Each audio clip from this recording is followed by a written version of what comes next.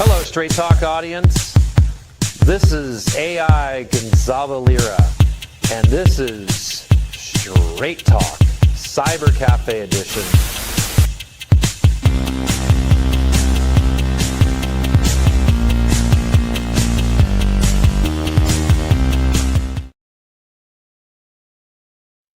Hey, what's up, guys? How you doing? Welcome to another edition of Straight Talk with Professor Red Pill. And Adam Mad Maxwell is here from Liberty Rising Group to join us to talk about this interesting come to minds moment with the wonderful Nick Fuentes and Tucker Carlson. So Nick was invited and came on Tucker Carlson's podcast, and they had a lot of interesting stuff to discuss and talk about. And just it's getting crazier and crazier with the internet. So I called it when I posted on the YouTube channel of Tucker Carlson's podcast that he does from his little cabin out in the woods. I referred to it as the internets is coming together for a singularity of the internets and all that space stuff, because now I would have never thought for a million years that Tucker Carlson would host like Nick Fuentes. I mean, it's a brown Catholic brown white supremacist.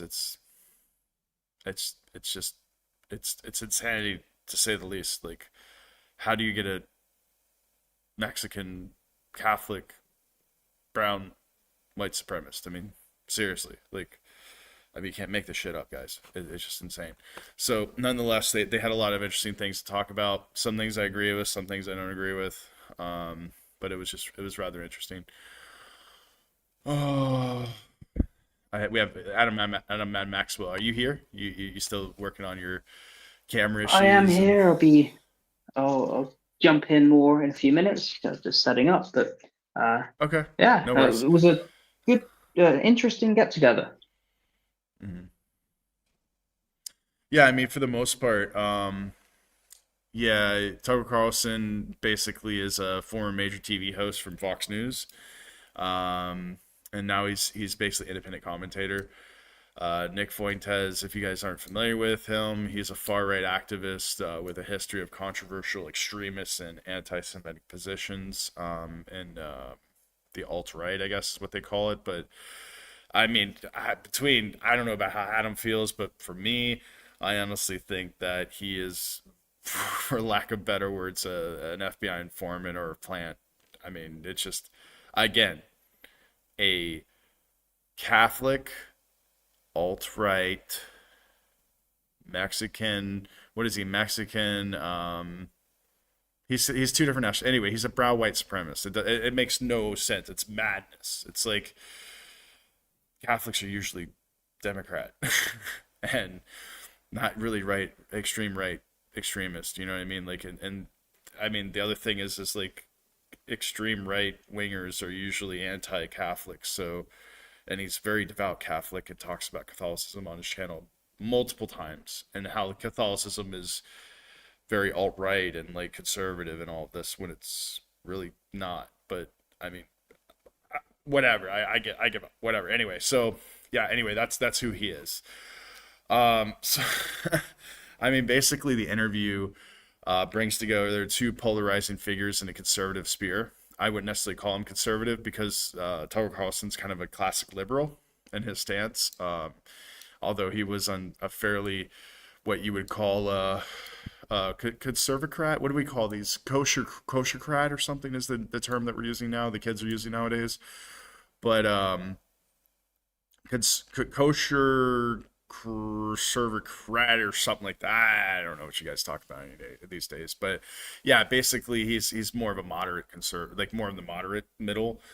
And now and obviously he's brought on some really insane like people to talk on the alt right or considered alt right that are also probably FBI informants and plants. Like Alex Jones and all these different people that are just that shit out of their minds, like crazy, insane people.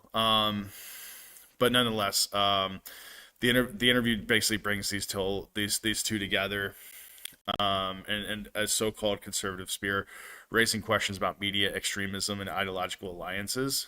Um, I mean, are you with me, Adam? You still I'm setting up, brother? listening. All right. So the question I have Uh, is what? yeah, Okay. So what? The question I have is, you saw the interview, right?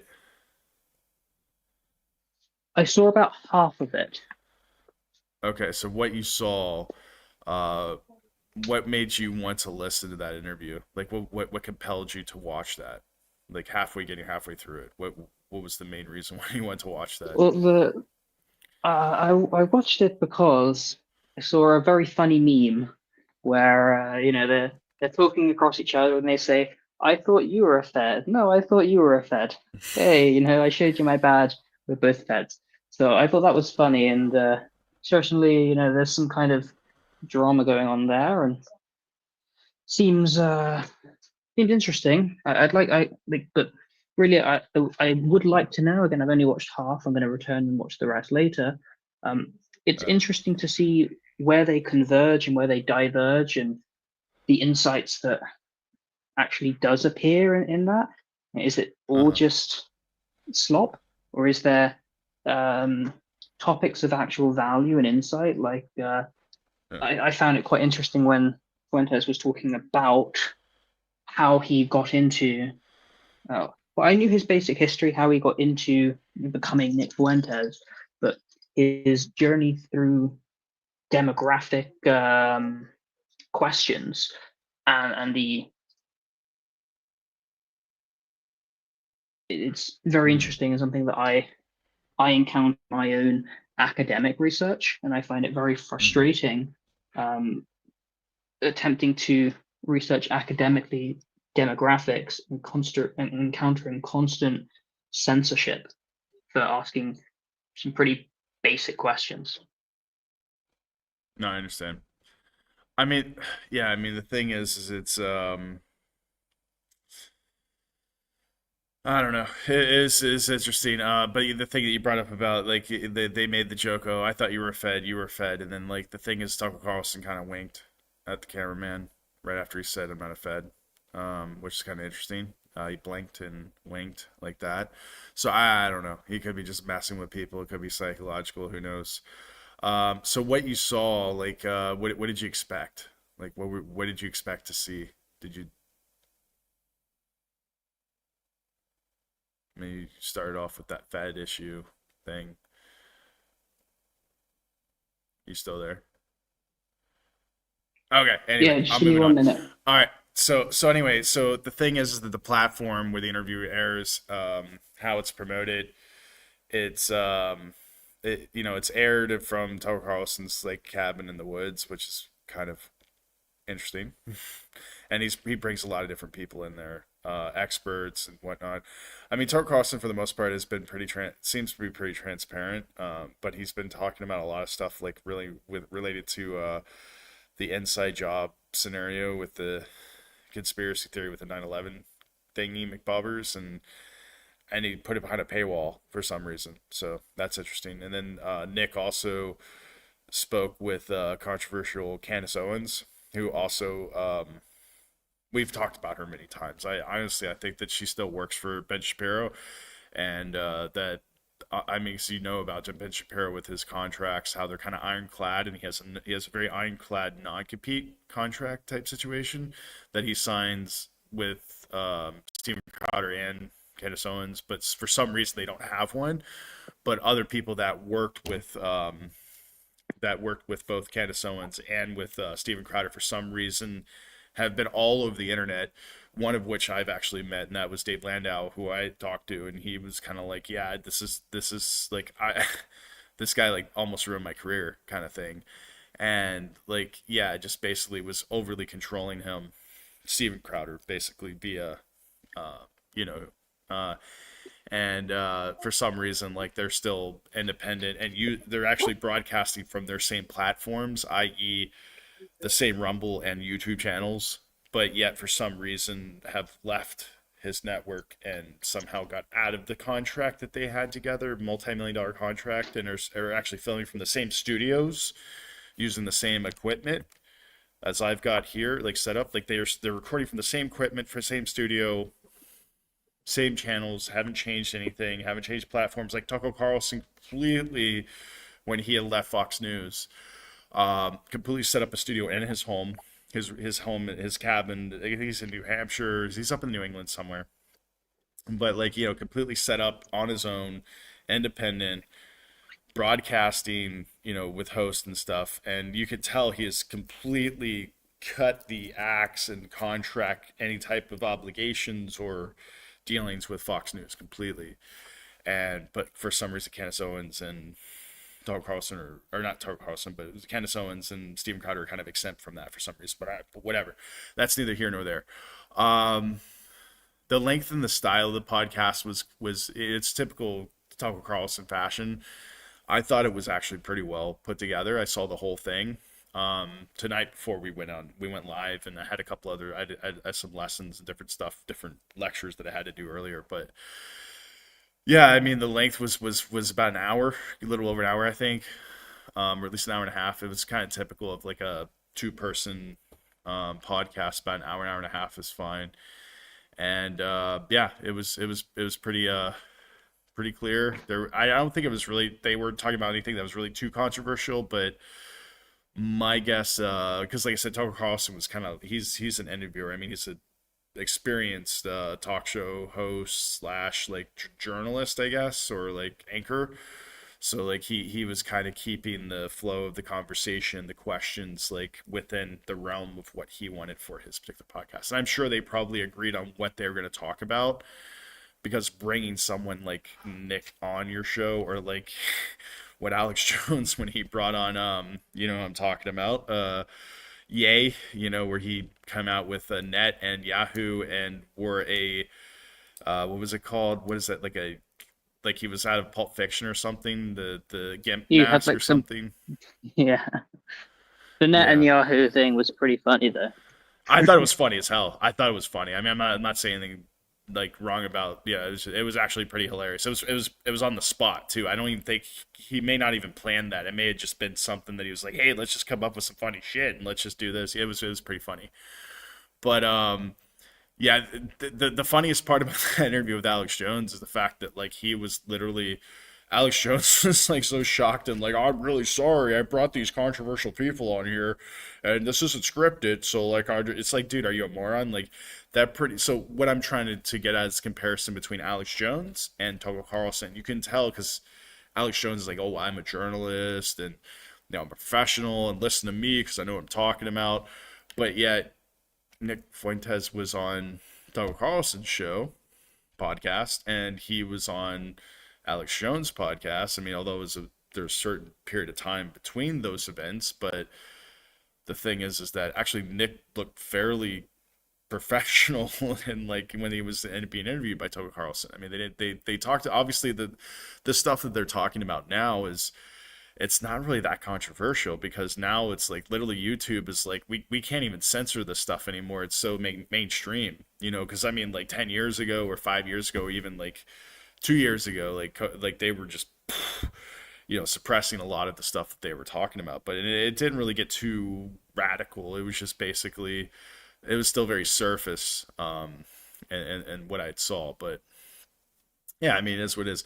Adam, you have anything you want to add on that? Or are you still kind of getting prepared? Well, I wanted to start. The reason No, why Adam's in this situation, I wanted to start early because I wanted to start at 9:30 because I want to be on time because I want to do these things like consistently. That's the main thing. But he was still getting ready because he's got to go mobile kind of thing like I did before. No problems, no issues. Are you? So you're there, Adam? yeah, I'm here. Cool. I think the main hatchet that had to be buried in that interview was there was some drama, some beef between Carlson and Fuentes, where a few weeks earlier, maybe a couple months, Carlson went on Candace Owens and he said, Nick is just some gay boy living out of his mom's basement in Chicago. And that Mhm. spawned some amazing memes and actually made me look into Fuentes a bit more. And I'd never really paid much attention to him, but looking at especially the memes that spun off from that, honestly, I was kind of impressed. And I watched a few of his show, America First. And, I've got grievances with Fuentes, especially some of the things he's done and said in his years coming up. I think he's mellowed out a bit more, been a bit more professional. He still says some things that are stupid, some things that are ignorant, offensive, all this stuff. But generally, it was fascinating that Carlson said, "Oh yeah, Nick Fuentes, he's a Fed," and the theory is, well, Fuentes went to January 6th, and he was not insignificant, and he was not arrested. Why? Now, I don't know why he should be arrested, but this was the allegation. And then Fuentes said back, obviously, and within that, Carlson also said, "How did Nick know that my dad was a CIA agent? I didn't even know that until Fuentes said so." And it's like, Carlson, you've been saying for 20 years or whatever, 5 years, that your dad's a CIA agent. And you said when you were a wee boy, your dad would take you to some like Latin country on a CIA mission. You'd go on holiday. He'd go do some espionage. So, like, it's complete. So Fuentes went back. He said, the pot calling the kettle black. You're issuing this this slander. I'm not going to say it's totally baseless, but I personally don't believe that. I know you've expressed just at the start something different, or maybe. But if any of the two is an intelligence asset, it is definitely the koshercrat, the Fox News anchor, the number one ratings guy with a father in the CIA, and all these ties. And Fuentes, I don't know who he speaks to. I don't know who's in his circle, but certainly Fuentes hasn't gone and interviewed Vladimir Putin and the president of Iran, whereas Carlson has. Well, how do you get into those positions? Maybe being a legitimate journalist, news anchor, podcaster with such prominence as Carlson. Maybe that's just legitimate in how it's done. But again, if any one of the two are to be some kind of federal asset, and when we talk about a federal agent, you don't have to be under the direct employ of the CIA to be a CIA agent or to be an asset for the intelligence agencies. All you need is you don't even need to be compromised, maybe, but you need to be willing to do their bidding to some extent. Again, I don't know what Fuentes is doing that's furthering the cause of the intelligence and security state. That's not what I see. Carlson, is he a containment figure? In some respects, maybe. Certainly, that was what was interesting to me about this drama between him and Fuentes. And this is what they talked about in their podcast. And Carlson said, "Well, you attacked this guy who I like, and it seems that you're attacking everyone on this right side of the internet, and that's why I believe you're doing that for the interest of the intelligence security state." And Fuentes just said, "No, here's the real backstory." And Carlson said, "I didn't know that." Fair enough. I still like the guy that you were feuding with, but I can admit that I didn't know the full details, and it's more reasonable that you would have called him out in the manner that you did. So that was the interesting aspect to me. And then they were moving on. When I stopped watching, I've been very busy today as well. When I stopped watching, the discussion then moved on to Nick's journey into the consideration of demographics. He said, "I'm from Chicago, and when I was growing up, I didn't have much diversity. It was mostly a white neighborhood." And I'm not. I don't think I'd classify myself as a white supremacist, but there is certainly an element of civilizational nationalism, and this is one of the topic areas which I'm currently doing some research on: civilizational nationalism and demographics. And I think certainly if you ignore demographics, it is inevitable problems, and it's all sorts of problems, far more than just economic. And that is a discussion that's not being had, and that's not allowed to have openly and through institutional tools and instruments. So that's again where I stopped listening.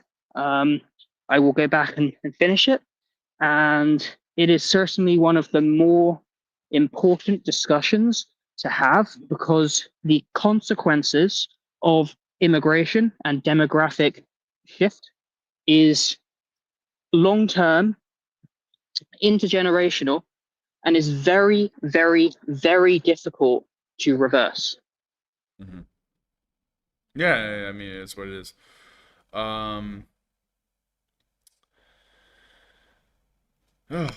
yeah, so I mean, the reality is that the key claims that you're talking about, like the key claims of positions, they both kind of made interesting remarks to what you're saying, um, dealing with ethnicities, race, nationalism, foreign policy, establishment versus anti-establishment.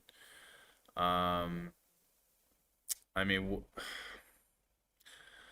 question I have is like, what does Fuentes say about what he was radicalized on when how did he become radicalized on race? Do you know that he talked about? I think they were talking about that for the very beginning. So he said that when he was 18 years old, it was 2016 and the rise of Donald Trump. And he said, in Carlson's words, cookie cutter or off the shelf conservative beliefs. And then Trump came and his story is very similar to mine in this respect, in that I'm 2 years younger than him. I was 16 when the rise of Trump. And it's kind of the first time I became politically active as well. And I look on the news that summer, 2016, and I see Sky News. Like I was abroad at this point. I was away. And Sky News talking about Donald Trump, and I seeing them lying and slandering and just saying the most unhinged crap. And I'm like, I don't really know who this is, but I can, even being as ignorant as I am, I know that's bullshit. So that kind of got me interested. And then, of course, being in a school in London, it was very liberal. And so my friends and I, sort of shit posters, we enjoyed owning the libs. And so we championed Trump because it was fun. And it made great memes, and it annoyed the libs. And you kind of go from there. And Fuentes, again, we talk about demographics. So Fuentes, he was at university at the time, and when I was just at a high school, and he got thrust into the spotlight because the left tried to dox him and whatnot on campus, and then he got invited to a debate, etc. And that kind of goes around. He gets invites to other things, and he gets groomed by the Daily Wire, and then Ben Shapiro starts attacking him, counter signaling, all this kind of stuff, and it kind of just escalates him further. And this is a vector for radicalization. When Fuentes was first year at university, and he said that he was unable to study because the left said, if you see this guy on your campus at Boston University, punch him in the face. And he said, whoa, and obviously this became his focus rather than whatever he was studying at school. Dropped out, or he chose to leave academia and went into kind of politics more full time. And it's a slow process, but I don't think when your opening monologue, you talked about extremist views and radicalization and how maybe offensive this kind of things are. I personally don't believe that radical is a dirty word. Quite the opposite. I think it's very virtuous. To be radical means to get at the root, the principle of something. So if you're not radical, it means you are not principled, you are compromising, and I think it dilutes your beliefs. So for Nick to be radical, for someone to paint Nick Fuentes as radical, to me that does not sound like a negative. It's actually quite virtuous, appealing, in my perspective. And then you talk about the contradiction between Nick Fuentes being himself not a white Aryan, but I don't know if he's Mexican, half Mexican. I don't know to what extent, but certainly he's of Mexican, his name's Fuentes. So Yeah. uh, I He's got don't Hispanic last know. name. He's got a Hispanic last name. Yeah, I don't know the extent to Fuentes's white supremacy opinions, but what he said was that no one was saying back in 2016 to 18 ish. Well, he said the America, the United States of America, historically a white country, soon will not be majority white. And he looked around and said, I don't think that's a good thing. I think it's good to live in a majority white country. That's the country he was born into and grew up in, and that he found that to be one of the virtues of America, of the United States of America. And then, and we see there is a lot of problems inevitably come with, I'm going to call the word subversion, which just means an overthrow of the existing order. So demographic subversion or shift or change. I don't mean that in a pejorative sense. Obviously, it could be, but that's not, it's simply how it is. And it's a serious question. He says that what was the route to radicalization was he's asking seemingly innocuous questions and talking about rather apparent observations like, oh, hey, things are shifting. Let's talk about that. And is this a good thing? And he got so attacked by it, he doubled down and went further. And he was doing a daily show, America First, if it was called that back then, I believe it was. Again, I was peripheral to Fuentes, but I never followed him so much or paid much attention. But I was aware of him.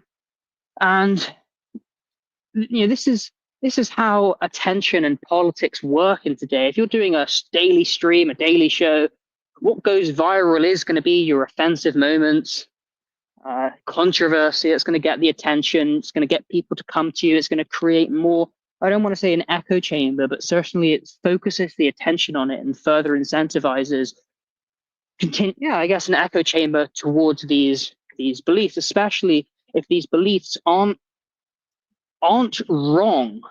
They're just controversial. They're just taboo, especially being taboo as a result of liberal subversion, liberal epistemology, and which means the frame of knowledge and existence to the liberal is different to you and I. They believe that every person is the same. There is no difference between a Japanese man and a Chinese man and a Korean man and an Eritrean and a Finnish and a Colombian, but also they're different and diversity is awesome, but also we're all equal and interchangeable and all have the same rights, but also our right. It's a completely incoherent. It's completely incoherent, and they go further to actually deny biology and deny demographics, while also pushing agendas that promote and advocate for demographic subversion and mixing. And it's like, hang on a minute, can we discuss this in the open market of ideas in society and politics? This has to be discussed, and this certainly has been one of the major topics of the past 10 years. And I think it's going to be definitional for the 21st century. We didn't have any of these issues in the 19th century. The 20th century was consumed by, you had these competing managerial ideologies, liberal democracy, communism, and National Socialism. And then you had the post-war and the diapole, where you had the America and the USSR. And now in the 21st century, it's all about demographics and mass immigration. Yeah, pretty much. I mean, it's I guess the term that he uses, race realism, is kind of interesting. I mean, he went into there was a couple of things that you missed, like towards the second part. I'll go over a little bit, but I think you have the gist of like what they were discussing in the first part, and the second part they went into why are men not getting married? That was put in there. They went into like prawn and I guess related to modern femininity, things of that nature. And then the last part, he was talking about drugs, the use of drugs, and that's a culprit or part of the reason why there's a breakdown, I guess, in society or whatever. But I mean, first thing I would talk about is the female, or sorry, the family breakdown with the current situation with the gender balance or gender differences, and why men are not getting married. And he came up with some type. He went right into prawn and stuff like this, and about what is it, what's the word I'm looking for, promiscuity. So we look at like Brave New World's concept, Huxley's concept of hedonistic society. But I mean that stems into like they are capitalists, right? They both like Nick Fuentes, like he's a libertarian, right? Obviously capitalist. Tucker Carlson has said many times he is a capitalist. And it's like, well, you do realize that capitalism promotes consumerism. So the simple fact that you're talking about the use of drugs, and I'm using the Brave New World Huxley because that's the lecture I just got out of right now, philosophical lecture and literature. And the thing is it's like, well, we're going to talk about drugs and we're going to talk about female male relations, family dynamics, and society. But yet you both are capitalist. One's kind of, I wouldn't necessarily call Nick Fuentes an anarcho-capitalist, like kind of what we are, but he's more of like just a libertarian capitalist. And Tucker Carlson again, who's pretty much classic liberal, but he's also a capitalist, and he's said it many times. I'm gonna add you back on the stream. Sorry. So Thank you. he said many times that he is a capitalist, and Nick Fuentes obviously is a capitalist because he takes donations and he works off of profits. You know what I mean? From his, Right, he's his own entrepreneur, and so now is Carlson. yeah, Although yeah. Carlson already has 8 figures of wealth. Correct. Yeah, I mean these are very obviously Nick Fuentes is hanging out with Kanye, and who's a very well established and very well to do 9, 10 uh, figure, yeah, depends. and At least and 9. and they had discussed about Tucker Carlson asked him about you and Kanye went to a meeting with Trump, who's again a very obviously a very successful president, and they said maybe one of the wealthiest presidents before obviously George Washington and John F. Kennedy, and also I think Ford was also very wealthy, but more or less like the situation that I'm getting to is a simple fact that when we use the context of Huxley's Brave New World and the philosophy of consumerism, and it's funny because they use the word Fordism, they replace Fordism with Christianity, is basically a society based on hedonism, consumerism, and removing feelings and things of that nature. So the three things that I want to talk about in this regard, the second half that you weren't able to see, but you'll see it after we get off, obviously, this podcast. But he was talking about family dynamics, relationships, prawn, and drug use. Now, these are all the repercussions of capitalism, consumerism. It is what it is. So obviously we go back to the 1920s, and that was the dawn of the Fordism, when when the industrial capacity was at full capacity. That was the Gilded Age in the United States. And this is when America was actually one of the most prosperous times before the Depression, before the crash. And the reality is like basically that the system had crashed due to the 29 crash, due to the hedonism and the overconsumption and all of this different stuff that had happened, the capitalism. And they were dealing with the same things during the 1920s that we're dealing with today in 2025. And there's not much of a difference. We're both capitalist natured, consumer driven societies, with very complex markets and emerging globalization, because this is when it began. It was about the 1920s, after the last industrial revolution. And the thing is that they are both capitalists, but yet they're talking down on this, what's going on right now. Well, it's related to consumerism. This is the peak of consumerism. We are at the peak of consumerism like we were in 2008, right before the crash. That was the peak of consumerism, mass consumption of housing and, credit and things of that nature. We saw another peak right around the 1980s before the Black Monday, the crash in 87, I believe. That was the peak Sounds of right. consumerism. Yeah, so I mean, if you want to talk bad about these things, but yet you're a capitalist and that you're pushing consumeristic ideals in capitalism and say America's number one, and the fact that we are for capitalism and for consumerism, then you have to accept the fact that there is, and especially Nick Fuentes saying that he's a libertarian, you have to accept the Whoa, fact that no. Fuentes has disavowed libertarian. Like, he no, said some he said that he stupid was. straw man. He He said says that a he lot of was. he says a lot No, of shit. anyway, the point that I'm getting to is the fact that he's a self-proclaimed libertarian, which I'm just saying what he said, and I'm breaking it down, but we know it's bullshit basically.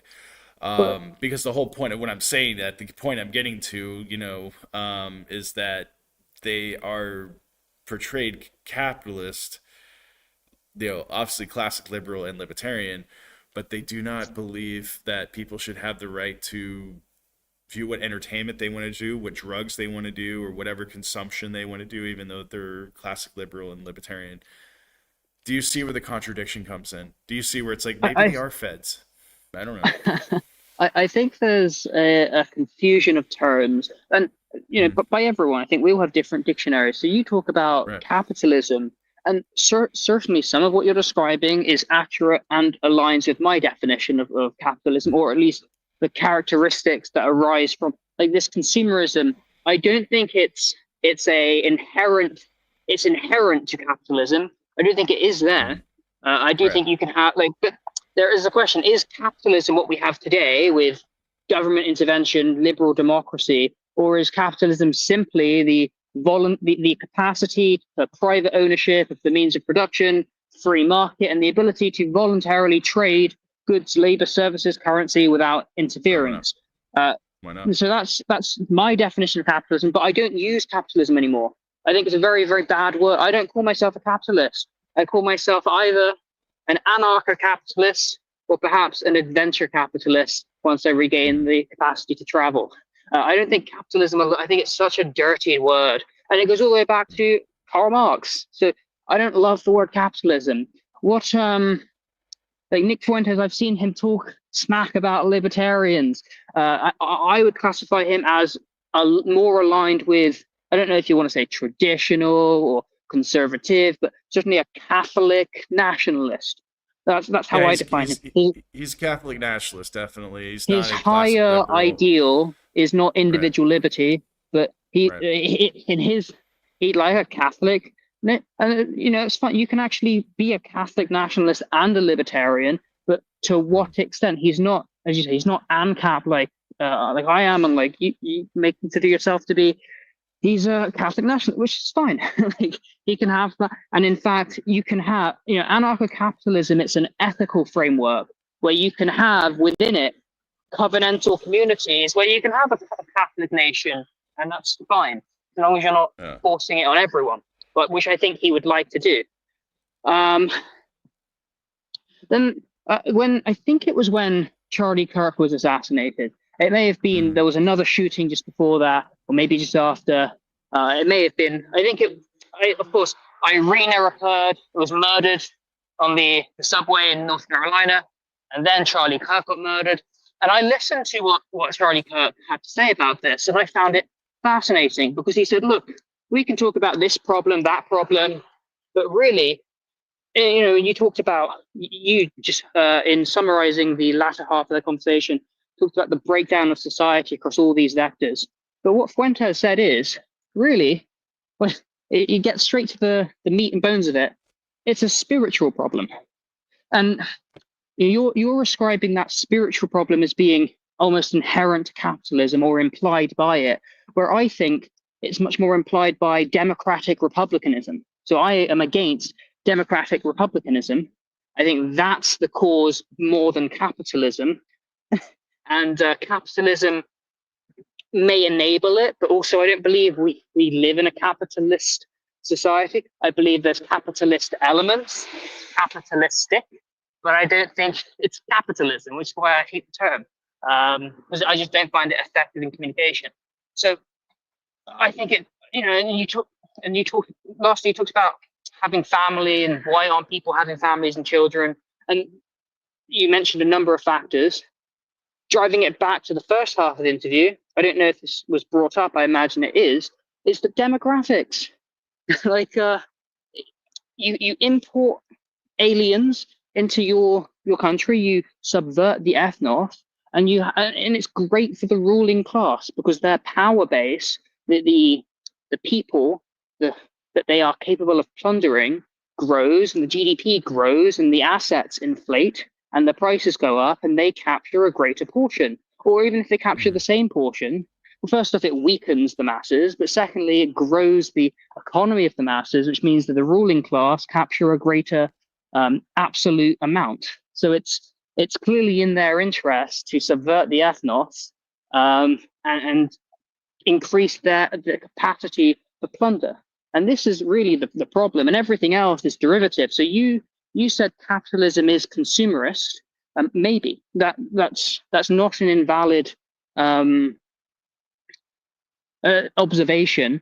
I say it doesn't have to be. It's not inherent. Certainly, what we have now is consumerist and lacking in spirituality and lacking in any belief and values. But I say this is a feature of liberal democracy, and liberal democracy specifically, and democratic republicanism quite generally, as it is designed to fragment society and to keep people trapped in their control matrices so that they can actually run their oligarchic united agenda and keep pushing for division, fragmentation, to further their own interests. And it's progressive. You said we're in the same situation we were in a century ago. That's true to an extent, but it's not necessarily same, not same, but progressively different. Yeah. And what progressive means, it's like if you have cancer or Alzheimer's, and someone says, your Alzheimer's progressed, you don't say, yay, that's a good thing, right? Progress. You say, oh no, oh no, oh no, oh no, that's heading towards catastrophe. And this is when we talk about the history or liberal democracy, especially, all these things are progressive. We're not saying it's a good thing. Quite the opposite. It's getting worse as society, as industrial society progresses, and these mechanisms of control. That's where. So I think it goes down to the systematic structure and design of liberal democracy and democratic republicanism, which is intending for these problems and interconflicts to occur so that they can skim off the top and enrich themselves maximally. Mm-hmm. Yeah, I agree. I mean, it is what it is. It's not really even like I said. If you follow other influencers, I mean, live economists and different influencers in regards to this, because I'm not an economist. You are more on the economist side. They were often referred to America as not so much an actual capitalist society, but a crony capitalist society, and now it's actually reaching into what they call a technocracy. So we have a new type of systematic caste system that's being created, and even that's done. I think that was 90s, the dot-com bubble, 90s 2000s, to basically Zuckerberg's, from like Jobs, all the different Just a tech short stuff in Silicon Valley, but interjection. More or less, yeah, go ahead. It's a technocratic managerialism. It's always been managerialism, going back 100 years, but it's technocratic managerialism. And although I agree that it certainly accelerated in the 90s and the noughties with .com and everything, the writing was on the wall as early as Kaczynski. Yeah, anyway, the reality is like the situation is that, like, I think that the techno whatever you're referring to it's not like the tech industry, and you've been on podcasts with me, and I've talked about this extensively, that AI is a bubble.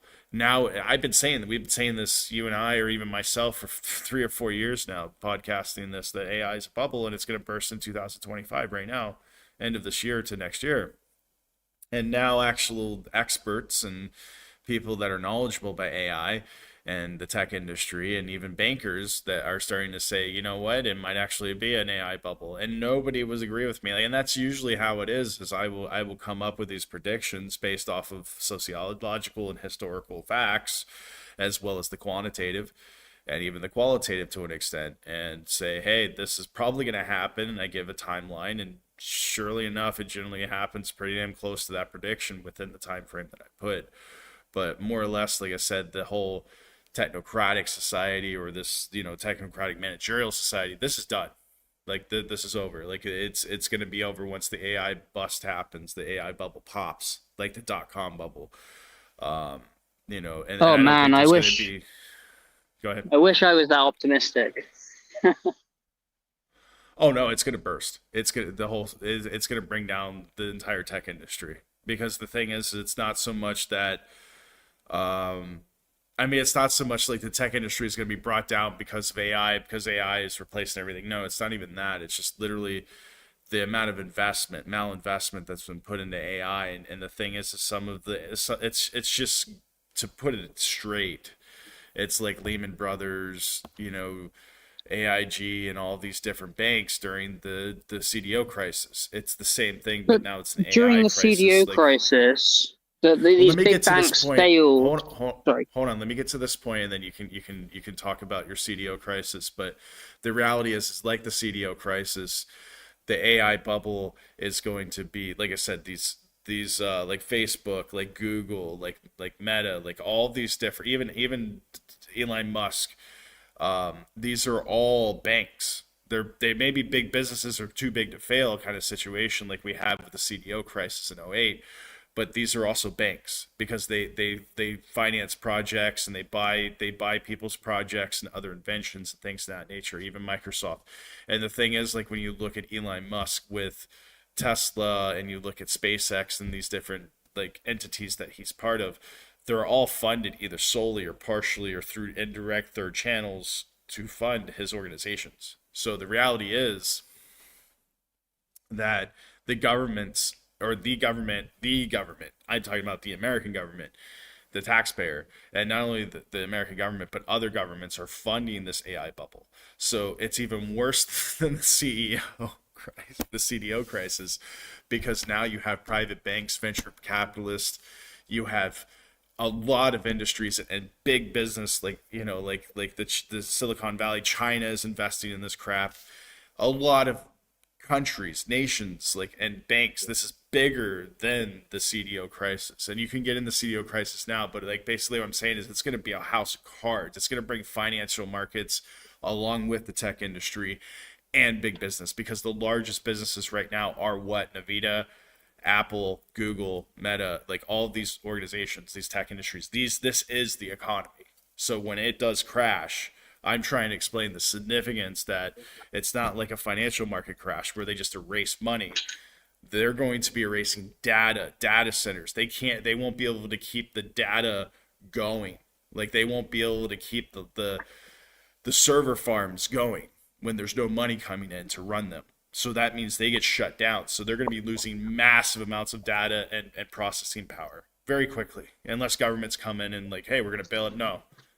The only data centers that are probably going to be working are going to be government owned or military owned stuff, or anything of essential, what they call essential needs, but people to go on TikTok to look at cat videos, or prawn sites to go look at, next door neighbor Susie, shake her little booty for some money on, OF, for only beans.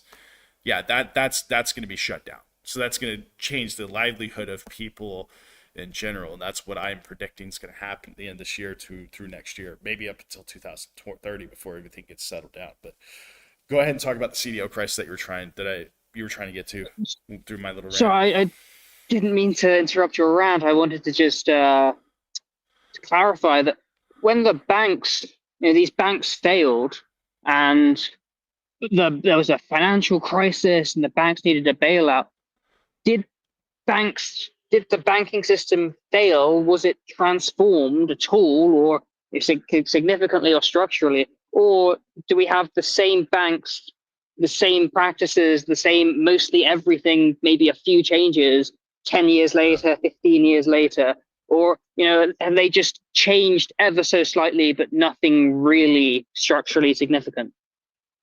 Working in the industry, I was in the industry at the time. I was working in banking in '08 during the crisis. I was working at AIG before the crisis. That was one of the leading financier. They were one of the leading insurance companies to sell these CDOs. these insurance policies on the debt. And they were one of the first ones, actually. I think JP Morgan and AIG, there's a couple other companies that actually created these insurance policies that these individuals that were betting on the housing crisis purchased with premiums and different stuff. But yeah, working in the industry at the time, nothing changed, because I was in the industry before, during, and after, and they were still doing the same thing right after. Nothing changed. It's just business as usual. They got bailout from the government, and basically the weaker banks were just put out of business. The ones that were over leveraged, that basically they were like, dude, you're a moron and you're done. There's no assets for us to purchase or like to sell or anything to be consolidated. Business is closed, and that's what they did. They just shut them down. So this concept of too big to fail is bullshit. Like, basically it's, you're too big. You did fail. We took all your assets, we liquidated it, sold it to creditors, and that's it. The main thing was that they consolidated the debt. They consolidated the fiat, and that's basically what they did, was erase fiat. So when you're talking about a technology industrial crisis, and you say it's going to fail, things are going to shut down, certainly, there's a lot of malinvestment and easy money supposedly in tech, and lots of bad products and bad companies, and they will fail. And maybe some of the maybe one or two, or however many of the big ones may fail. But I don't think that, I don't think it's what you're saying either. But I don't think that the system itself will seize, or there will be a hiccup.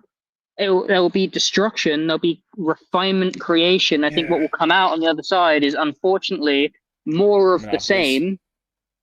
Monopolies, more efficient. Great. I think that the march, maybe efficiency on like the market, maybe some market competitors might shine through, but certainly, and I'll get into government involvement in the AI industry in just a moment. Point is, I don't see the march of technocracy, technocratic managerialism slowing down because of a financial crisis, which can last however long. I mean, the big tech companies like Apple, Nvidia, they have enough cash to last 5 years without making any sales. I don't know how much they've got stacks of cash, and they've got assets. I don't think they're in danger of ceasing to exist.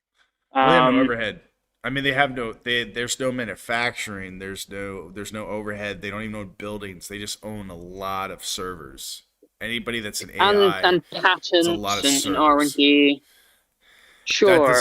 That doesn't mean anything when there's nobody buying anything, when there's no commerce, when everything's sure. Yeah, you can hold the land and cease the R&D investment. Even if there's a 10-year crisis, I don't think Apple is going to cease being the market leader in phones.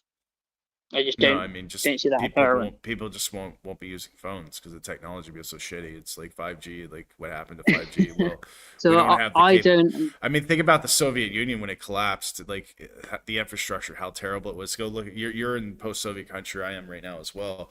You could still see the reminiscence of the post-Soviet collapse and decay.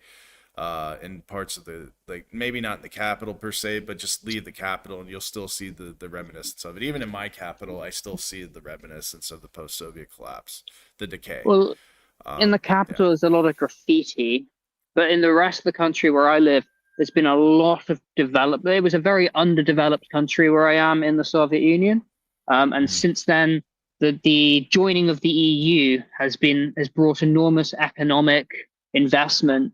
Thank you, Germany, to building roads and building things. There's been a lot of development since then. So it's difficult actually to see the results of the collapse of the 90s, other than when you speak to people and you hear their trauma of the time. And so it's in the psyche. The trauma of the 90s was very, people were hungry. It's pretty bad. I don't see that extent of collapse occurring in the West. That's my prediction. Could be different to your prediction. I do think that there will be trouble. I don't think people will struggle. I think they would struggle to afford the latest iPhone. They're already struggling. Sure, but there are also there are also people that pay like $4,000 for a Rihanna ticket concert or something. And so, No, I mean and they're doing that's it on a stupid credit people. card. Yeah, that's stupid people with credit cards because credit is so easy to get in America. That's not reality. That's fake. That's Right, and just so people. that's Yeah. what I think col is destroyed in the crisis. That you can't get away with doing that stupid crap Oh no, because you can get away the with it. money's You can get away with it, but eventually the bank man comes for his money to collect, and then you basically lose your I, house and everything you own. right. And I'm saying when the collapse occurs, I don't think that you can get Oh no, away no, with that. it's not a matter of when the collapse occurs. It's hashtag collapse 2025. We are in the collapse right Sure, now. we are in Like the collapse. It's an ongoing process. But you're this is talking the about a meltdown, which Oh is no, no, as we are in part. the we're in the meltdown. I mean, Argentina just got built $40 billion bailed out, and then that went from 40, I think, to 80 billion. They doubled it from the American Whoa. fund. Yeah, so I mean, it's no, we're in the collapse. Like this is it. I predicted. I said it would start in August. It would start in September, in the fall, and then you would start seeing the reminiscence. You would start seeing it, and it would snowball and snowball.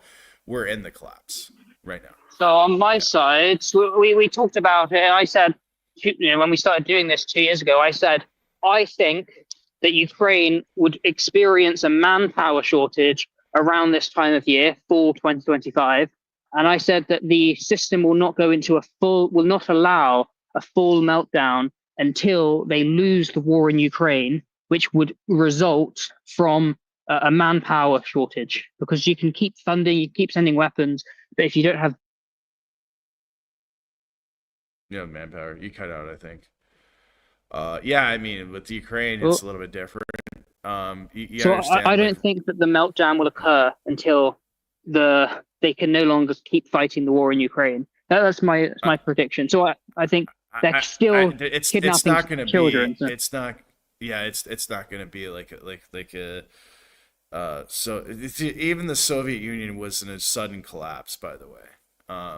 It wasn't just all of a sudden like, hey, we collapsed. No, the writing, this is the difference between you being in your sovereign territory or post-Soviet country and me actually living most of my adult life in an actual post-Soviet country. I've been in True. post-Soviet country for 16 years during the rebuilding. I rebuilt this country basically myself with other people that came here. I rebuilt this country. So I mean, I can tell you from my experience and the reason why I know the shit that I'm talking about and why I predicted this stuff quite well, that we are in the collapse hashtag collapse 2025. It is what it is. The Soviet Union, like when I actually talked to, and I've talked to a lot of post-Soviet people. Some are not alive anymore because I mean these people were like in their 50s and 60s when I was in my 20s, and a lot of them have died since then or gone, just senile or whatever. So the ones that I had talked to were maybe my age or older, and they remember it quite well because I was here early 2000s, not even 10 years after the collapse, and they remembered as if it was yesterday. And from what they told me, you could see this. You could see the stress, the cracks, like in the 80s, the mid to late 80s. You started to really see the cracks occurring. And there was a reason why you Mm. had the Chernobyl incident is because of the lack of like accountability, the lack of like discipline, and there was a lot of stuff going on, and the union was quite significant. The fact that I'm sure the '87 collapse in America at the time it contributed a lot to it as well. The oil embargoes with it is what it is. Even though they were kind of isolated with trade and whatnot, they were still part of the global economy to an extent. America was still Mm. buying rocket engines for NASA from the Soviet Union at the time. They don't talk about this stuff because it's hidden history, but yeah, there was actual trade with the United States and Soviet Union. Then they don't like to talk about, but yeah, they were still part of the global trade. It's a massive country. I mean, when you look at how big the Soviet Union was, so the cracks were there. The writing was on the wall for at least a decade. And they said the most prosperous time in Soviet period was probably in the 70s to early 80s. And after that, it just basically declined. So we've been in decline, America and in the West and the global economy since '08. That's when it began. That's when the actual meltdown began. So we've been in the slow decline since '08. We're now in 2025, Mm. 26, and I mean, that's how many years later, and it's still going. But it's been declining. I mean, you could look at it financially if you want to look at it at an economic standpoint, from the buying power of the dollar in 2000. Sorry, not 2000, but from when the gold standard went away. Was it pre World War II, under FDR, after that 29. They removed the dollar, the gold currency, or the gold backed dollar, like 31 or something like that. They had five It's republic been with hyperinflation. it's been almost a generation of decline in the West. I mean, again, More than I a was born. generation. More than a Well, I generation. was I was born in the millennium. Um, Mm, when I was 15, studying in 2015, studying economics in high school for the first time, and they're doing more quantitative easing, and they're saying, oh, there's yeah, this productivity crisis in the UK, and I'm like, yeah, I look into it, I'm like, yeah, like things, when you're, especially as a child, but there's this general in the mass belief that things get better and we're progressing in a good sense and advancing and getting wealthier. And I recall 2008. Hey, can I get this toy, this game, this?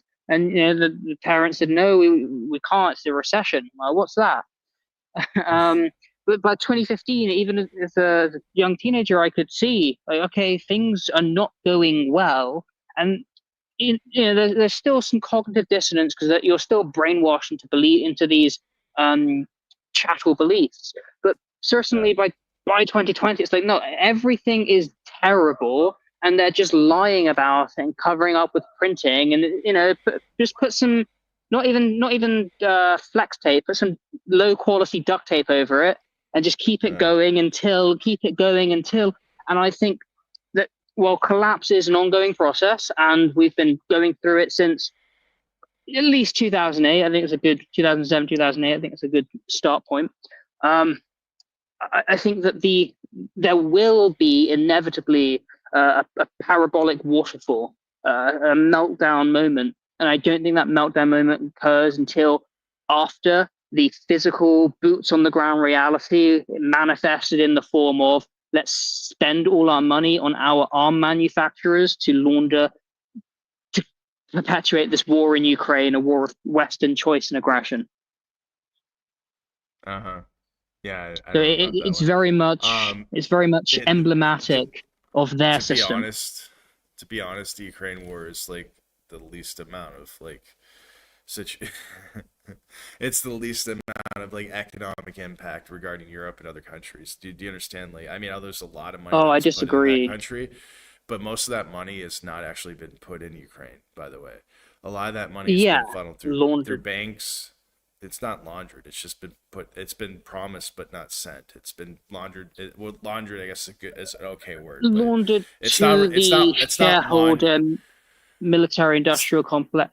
It's taken Yeah, from the it's not. It's not. It's not taxpayers. laundering because this is government money and they're just paying themselves. So it's not really laundry. It's just this is business. This is the war business.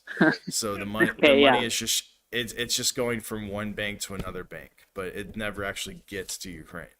So But the the only thing, problem is that then results in inflation as well. So I mean, it's inflation's there because it's fiat. So it's it is what it is. But yeah, I mean, as far as Ukraine is concerned, you could actually, I mean, if you get footage, I'm sure you've seen plenty of footage. You could see that they're like literally like on both sides, Russia and Ukrainian side, they're like using like basically Soviet era shit, and not only that, but they send new equipment in, and it gets blown up almost immediately as it goes in because of the like high tech stuff that's being introduced as well. So I mean, it's trench warfare at the end of the day. Nothing's moving. but It's the not the going in. There's impact. yeah, So just two clarifications. One, earlier I said they're kidnapping children. I mean young adults, like under 20. Apparently, you're not conscripted under 25, but there's been reports of people being kidnapped by them at any age, just as long as they're men in Ukraine. So I rescind the earlier point and talk about. But the impact of the war in Ukraine is not just in America or Ukraine. In Europe, I'd say that the greatest inflationary pressure living here in Bulgaria, prices have skyrocketed because of the EU sanctions against Russia. It's been the biggest inflationary pressure here. Like honestly, Food, like energy. most of your food's coming from Europe, so I don't know how it got sanctioned, how the sanctions affected your food. Because the energy prices. It's irrelevant. Most of your products are It, coming from like Central Europe and Western it's Europe. not. I mean, yeah, I guess like the energy prices in a sense, like a lot of your food's domestic too, but I mean like here, like I don't know, we get most of our oil and gas from Russia, so but we're not really a very friendly We country. It's we were getting, and now we're not, and it's caused a massive inflationary pressure across the entire economy to the point that yeah. Bulgaria is actually one of the most expensive countries in the EU, especially for Bulgarian salaries. I'm not saying necessarily that a meal out is going to cost you the same here as in Paris, but it's no longer as cheap, affordable as it used to be, and there's a lot of internal struggle because of the increase in price, and that's largely a result of the political reaction to the war in Ukraine. I mean, I imagine so to an extent. I mean, it is affecting markets to an extent because, like, like obviously gas and energy is having to come from other areas. But I mean, it is what it is. The largest economically impacted country as a result of this war in Ukraine, and you may not want to hear this, but it's Russia. Basically, it's been most heavily impacted economically. Sure, certainly. Yeah. No one wants to trade with Or them. maybe Ukraine is perhaps more economically impacted because just the I extent mean, of disruption. But yeah, Ukraine was already a shithole to begin with. I mean, it's just now it's even a bigger shithole. It's like saying yeah. Detroit is kind of a crappy place to live after, and then a war happens and you're like, yeah, it's still kind of a crappy place to live, but it's still Detroit nonetheless. It's like But they send in a little bit of aid money, so like things maybe it's like some aid money now. They rebuilt that restaurant that was been falling down since the 80s. the thing is, it's like U.S. aid in Europe have been giving money even before the war. So I mean, they've been given a lot of U.S. aid and a lot of money. So Sure. over the years, and, So and the sad thing is that it's one of the most resource-rich countries in Europe outside of Russia, and the fact that like it's the poorest in Europe even before the war is kind of like just it's not even hilarious. It's pretty much sad. But this is kind of a common trait amongst a lot of countries because even Russia, to an extent, when you leave Moscow, like it's just the poverty level just skyrockets as further away from Moscow as you get. And the sad thing about it is that as you get closer to the resources in Russia, like where the rare earth minerals and the fuel and the petrol and the natural gas is located, is probably some of the. I mean, literally, it's not even probably. It literally is some of the poorest people live there per capita in the entire Eurasia continent. And there's nothing there, like literally nothing there. It's just remote areas. But I mean, I imagine Canada's probably the same way too. Some of these remote areas, like it's just nothing there. It's just Inuit. Because even Alaska, where they have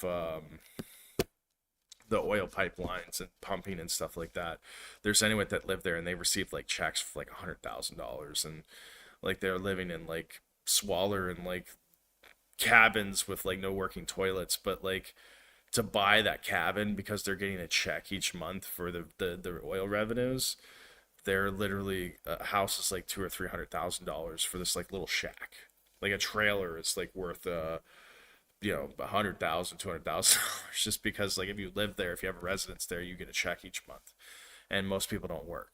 So I imagine it's probably the same thing in Russia, and I'm not sure about Canada, but that's probably another reason. But for the most part, yeah, most people are living in poverty in these areas where there's high levels of resources. And it's the same in Ukraine and anywhere else in the world. and these economic conditions are important, and one of those factors which fuels and enables these collapse conditions, which were discussed in the second half of the interview between Carlson and Fuentes. Mm-hmm. Yeah. Yeah, I mean, I don't know. I honestly think that the conditions in the West are substantially higher than anywhere I've seen in the world, even in China and like other. I've been all over the world, so I think Americans are living at such a higher standard of living than anywhere else. Even like the poorest people in the United States are living at a very high level, but yet the thing is that the conditions are getting worse, and the reason why is because all roads lead to Rome. So just like Moscowians live at a higher standard level than the rest for people in Russia, it's a reason for that because all of the like products and all the commerce and everything comes into the city, comes into Moscow. It's centrally reserved. Just like America, all the best stuff in the world goes to America, it goes to Europe. And this is basically what we're dealing with. And you can see it and like they're talking about families and women and stuff. It's like, well, you understand that your women are spoiled in America, and I'm not saying that from a passport bros point of view, because here in Georgia as well, like in this post-Soviet country, the women here are stuck up and spoiled too, and they're not that attractive, to be honest. They're not as attractive as they can be to like be that kind of delusional standard of sexual marketplace. But it's neither here nor there. It's another podcast altogether. But like it's the same in America because the food, the seed oils, and like the food is making them unattractive because it's toxic food. So the fact that like their standard of living is so high that they can eat these like because the goy slop costs a lot of money. Obviously, you go eat at McDonald's here, it's like 2 to 3 times the cost of like a local meal, which is actually healthier for you. In America, it's the same thing. McDonald's is actually almost double what it costs for like just going and cooking at home or buying like a nutritious meal from a small, like a decent meal from a local shop. So to eat like garbage and goy slop actually costs more money in the long run, not only for your health, but it is what it is.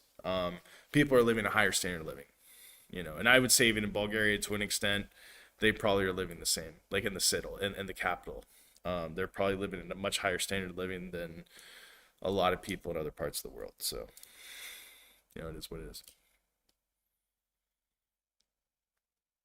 Anything else you want to add, Adam? I think we're like way over. We're at like an hour and 12 minutes. I just wanted to know if you wanted to cover the YouTube comments or another time. Oh, you may. I think they are. They're from your channel. I mean, you can if you want. I've got this guy. His name's Dividend. Divided by algorithms. Do you know him? No. Okay. He's saying some weird stuff. I don't know if I want that on my podcast. Okay. All right. Well, is there what do we get? Is there a good walk away? Is there anything that we get out of the Tucker Fuentes discussion? Are they both feds? I don't know. I think that's a joke. Like it's a meme. Like the Spider-Man meme, like you were talking about, where it's like they're all pointing at each other. I don't know. I obviously like I was hearing that. I mean, he's obviously a Fox News guy, so I mean, it is what it is. Because also, what X? X Fox News boy. I mean, but also I know some people from Fox News too that I professional people that I know. They're not, and they're pretty cool people, but the people that were commentators on Fox News, but. It's I mean it is what it is. It's I doubt it. I mean why would the feds even give a shit about people like that? Maybe Nick Fuentes might be an FBI informant, possibly because of the people he's connected to. But that's about as far as extent I would go with it. I mean I would say that they are connected in some way at their level of they've been approached or that I mean it's what it is. To say that it's complete hogwash. Fuentes at 18 after one debate at Boston University had his Daily Wire handler, which when he kind of asked some questions about Israel, he was put into the crosshairs of Ben Shapiro, who is himself absolutely a federal asset, and in fact America makes a lot more sense if you, as a heuristic, as a rule of thumb, if you just consider it as being Ben Shapiro's empire. So but when you say why should they give a shit, I don't agree with that. I think that absolutely the system cares about even latent threats, certainly. But okay, I think it was not a terrible interview. That's it. It's been a good Yeah, discussion. yeah. I mean, to final thoughts, like, yeah, it's the system. They're part of the system, and the system always has someone in charge of, someone's always got a boss. So yeah, I mean, they're answering to somebody at the end of the day. Are they answering to their wife? Are they answering to a government official? Or are they answering to the bank on the loan at their house or whatever? They're all answering to someone at the end of the day, and that person's probably Ben Shapiro. I'm just kidding. No, no. He Okay. Ben Shapiro. We've talked about him quite often, like before, and mostly in the Telegram group. Links in the description, but I've talked about him extensively. But yeah, like basically he's a media empire. Like a lot of these influencers that are on social media, especially on this channel, the Censor Tube, um, anybody that's on here is somewhat moderate to alt right, considered alt right. Um, they're basically his goy. So I mean, like, yeah, he owns a lot of stuff. He owns a lot of rights to a lot of people. And that's, like I said, with the ironclad contract. That's what I still can't, to what I talked about previously in the beginning of the podcast. One thing I cannot get past is the fact that Candace Owens and Ben Shapiro, and they don't like Fuentes for a reason. So that kind of makes me think maybe he is like, legit. I don't know, but he's a brown white supremacist. He's a very interesting and weird guy. But for the most part, Candace Owen and Steven Crowder work for Shapiro, where we had a big money contract with them, and that was his showcase guys, showcase influencers, and they had a falling out, and then for some reason, they cut ties, but yet both of them are, like I said, still broadcasting from the same studios they were broadcasting before, that was funded and paid for by Ben Shapiro, and they're have the same staff and broadcasting from the same live streams. So like generally when you have a Rumble account set up and you have a YouTube account set up, it's to an email account. Like you have to have an email and stuff like that, and a bank account. And if that bank account was going to Ben Shapiro's company with the email, you can't deregister. You have to set up a new account altogether to have a new podcast. You can't just transfer it. So I know this because obviously I'm an influencer and I run a podcast. So yeah, it's very sus. That's all I'm gonna say. I think that Tucker Carlson and Candace Owens still work for Ben Shapiro, either not directly but indirectly through a third party or some kind of situation, some kind of arrangement they've made, because Ben Shapiro has ironclad non-compete clauses in his contracts. Because there's two people, one person I actually know and talked to before, that worked with, yeah, obviously with oh my God, Steven Crowder, and said that yeah he got screwed on his non-compete. Both of them actually work for Steven Crowder and could not get out of their non-compete, and they can't go on their own, or he owns their likeness and everything. I'm serious. Like, and it's not really Steven Crowder. It's Ben Shapiro. Ben Shapiro owns them. Like, owns their name, their likeness, everything, and they can't do anything. Like, owns them completely. It is what it is. I think it's Not Gay Jared was one of them, and then what's his name? Like I said, Dave Landau, comedian. He was working with Steven Crowder, and like he got really screwed in his contract with him, and that was through Ben Shapiro. That's all I'm gonna say on that. It's just, yeah, read your contracts. You took the same Yes. Harvard contracts class I took, right? Yes, there's a good one. Yeah, yeah. Good one. Harvard. It's that guy knows his stuff. That professor at Harvard Law School, he knows what he's talking about. So yeah, yeah. Just read your contracts. That's all I'm gonna say. And if you don't understand it, run through ChatGPT. If it still doesn't make sense, go to a lawyer and ask the lawyer to like read it, interpret it, say is this a good deal or not. Yeah. Just read your contracts. That's all I can say. Yeah. All right. Not legal Thank you. advice, but just, yeah, life advice. But yeah. Like, subscribe for Adam Maxwell's Liberty Rising group on his YouTube. I'm on Locals. You can, if you're on Rumble, you can click the join button. It'll take you to my Locals. It's $4 a month, but Rumble 3 gets you $3 off first month's membership. Makes it $1. You try it out for a month. I have my book on there, Unleash for Single Male. Yeah, I'd be bringing Terrence Popp on again in the future, and a couple other people, and I've got all kinds of good stuff going on right now. But definitely share the stuff. We've got a lot of other podcasts. It's just one that we came up with this week because I thought we thought it would be relevant for you guys. With talking with Carlson, we got actually some economic stuff too, which is good. So, yeah, that's all I'm gonna say. Anything else you want to add before I close this out? Well, thank you. Take care.